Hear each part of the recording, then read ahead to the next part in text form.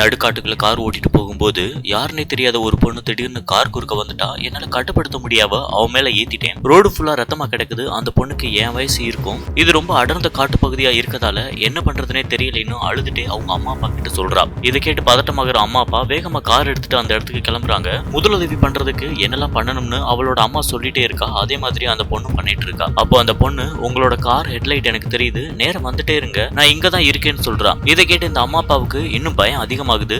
ஏன்னா இவங்க இன்னும் அந்த இடத்தை ரீச் பண்ணவே இல்லை. அப்போ அங்க கார்ல மகளை நோக்கி போறது வேற யாருன்னு பதட்டம் ஆயிடுறாங்க. இதுக்கப்புறம் என்ன நடக்குது அப்படிங்கறதுதான் படத்தோட கதை. இது ஒரு சைக்காலஜிக்கல் த்ரில்லர் மூவி.